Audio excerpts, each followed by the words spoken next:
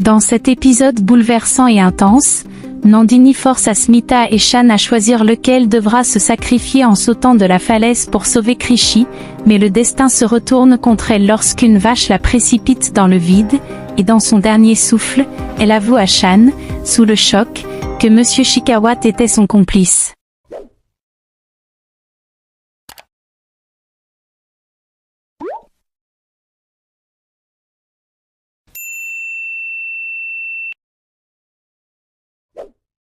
L'épisode commence par Asmita, profondément inquiète et rongée par l'angoisse, qui s'adresse à Nandini. Elle la supplie de lui dire ce qu'elle doit faire pour obtenir l'antidote et promet de tout accomplir. Face à elle, Nandini, animée d'une cruauté glaciale et d'un mépris sadique, lui répond sèchement qu'elle a perdu Shan pour de bon. Elle déclare qu'elle veut les voir séparés à jamais et exige qu'un d'entre eux se sacrifie en se jetant de la falaise pour sauver Krishi. Elle ajoute, avec une froideur cynique, qu'elle réclame un œil pour un œil, convaincue que c'est la seule manière d'obtenir une justice équitable. Cette demande choque Asmita et Shan, figés par l'horreur. Nandini, jubilant de leur désarroi et d'un ton faussement réfléchi, leur conseille de discuter entre eux, tout en leur rappelant avec une cruelle indifférence que Krishi n'a plus que 30 minutes à vivre. À l'hôpital, le docteur, concentré mais préoccupé, administre un antidote provisoire à la fillette en attendant la véritable dose.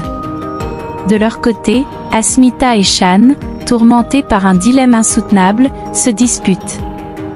Dans un mélange de désespoir et de détermination, Shan insiste qu'il doit sauter, car Krishi a davantage besoin de sa mère que de son père. Mais Asmita, entêtée et bouleversée, lui répond que la fillette ne pourrait jamais supporter son absence à elle. Pendant ce temps, Nandini, emplie d'un sadisme malsain, savoure la scène en souriant devant leur querelle. Soudain, Asmita, animée d'un élan désespéré, court vers la falaise et se jette dans le vide. Mais Shan, pris de panique et d'amour, la rattrape de justesse et lui déclare avec une émotion déchirante qu'il l'aime depuis leur enfance, qu'il l'a trop souvent perdue, et qu'il veut expier ses fautes en se sacrifiant pour Krishi. Il remonte Asmita et, dans un geste héroïque, se jette lui-même dans le vide. En tombant, Shan s'accroche à un petit arbre. Asmita, secouée mais déterminée, lui tend la main pour le sauver. C'est alors que Krishi, à la surprise générale, arrive sur place. Nandini, stupéfaite et prise d'une inquiétude soudaine, murmure à elle-même, choquée de voir que le poison n'a pas fonctionné.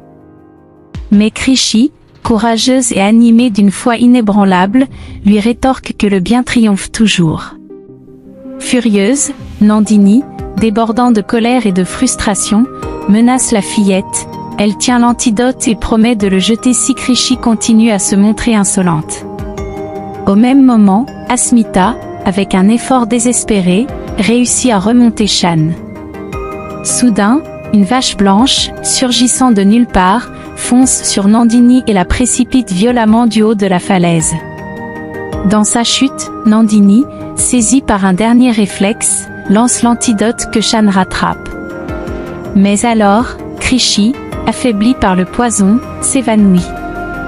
En urgence, Asmita et Shan, le cœur battant et empli d'angoisse, l'emmènent à l'hôpital. Là, le docteur, après avoir examiné la fillette, rassure les parents avec un mélange de soulagement et d'émerveillement. L'antidote a fait effet, Krishi va s'en sortir et il qualifie sa survie de véritable miracle.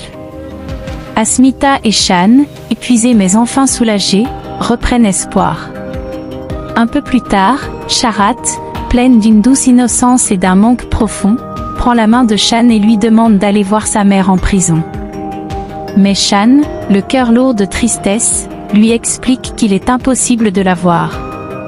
La petite insiste avec naïveté et désir ardent, réclamant la raison. Alors, Shan, les yeux embués de larmes, finit par lui révéler que Nandini est morte.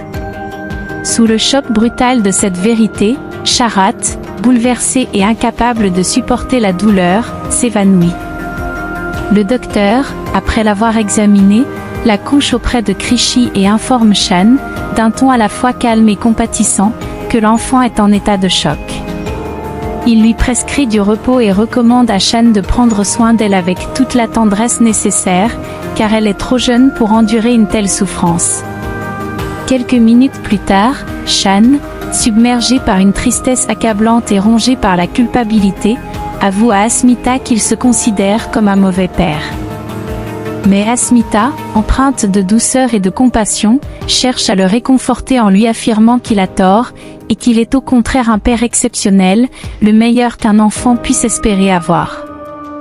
Le lendemain matin, à l'hôpital, Asmita, d'un ton calme et reconnaissant, souligne à Shan qu'il a bien fait de ne rien révéler à Sharat au sujet du vrai visage de Nandini.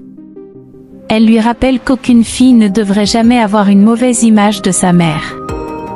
Elle ajoute, non sans une pointe d'émotion mêlée d'amertume, qu'autrefois, il l'avait humiliée devant Krishy et d'autres personnes en la traitant de mauvaise mère. Mais cette fois-ci, il a montré de la maturité et de la sagesse. Shan, le cœur lourd de regrets, lui répond qu'il est conscient d'avoir commis de nombreuses erreurs dans le passé. Avec une sincérité émue et suppliante, il lui demande pardon, affirmant que leurs vies sont liées par le destin. Il lui propose qu'ils élèvent ensemble Krishy et Sharat, et qu'ils deviennent de meilleures personnes pour leur fille.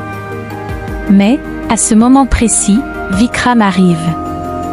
Avec une assurance froide et tranchante, il s'adresse directement à Asmita pour lui dire que les formalités de sortie de Krishy sont terminées et qu'ils peuvent rentrer.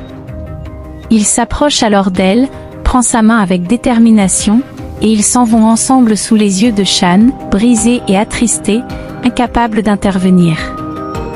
Un peu plus tard, Shan, encore meurtri, reçoit un appel d'un autre hôpital, on lui annonce que Nandini est vivante, mais dans un état critique.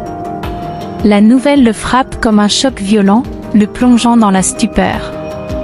Lorsqu'il arrive à l'hôpital, il s'approche du lit où repose Nandini, faible et à l'agonie. Elle, d'une voix brisée par le remords, le supplie de lui pardonner, consciente qu'elle vit ses derniers instants. Elle reconnaît avoir commis d'innombrables erreurs et péchés depuis qu'elle est entrée dans sa vie, et avoue être consumée par un profond regret. Elle confesse avoir été mauvaise toute sa vie, et lui demande une faveur ultime. D'un ton émotionnel et sincère, elle déclare avoir toujours aimé Shan de tout son cœur, plus que quiconque, et qu'elle avait agi par obsession pour le garder auprès d'elle. Elle reconnaît payer désormais le prix de tout le mal qu'elle a semé. Elle confesse que les seuls sentiments authentiques qu'elle ait jamais ressentis étaient ceux qu'elle éprouvait pour lui, dans une vie autrement marquée par le mensonge et la manipulation. Dans un souffle émouvant, elle lui demande de transmettre ses excuses à Krishy et à Asmita. Elle admet que Krishy est une enfant d'une grande bonté et ajoute, avec une lueur de fierté inattendue, qu'elle est honorée d'avoir été la sœur d'Asmita, même pour un court instant. Enfin, elle le supplie de prendre soin de leur fille, Sharat. Dans ses derniers aveux, Nandini révèle encore une vérité glaçante. Elle confesse que Monsieur Shekhawat était son complice dans tous ses plans visant à tuer Krishy. Cette révélation plonge Shan dans un état de choc profond, abasourdi par l'ampleur de la trahison et du danger qui a pesé sur sa fille. Voilà, c'est la fin de l'épisode 173. Si vous avez aimé cette vidéo et que vous souhaitez découvrir encore les moments forts de cette série, abonnez-vous et activez la cloche de notification pour ne rien manquer.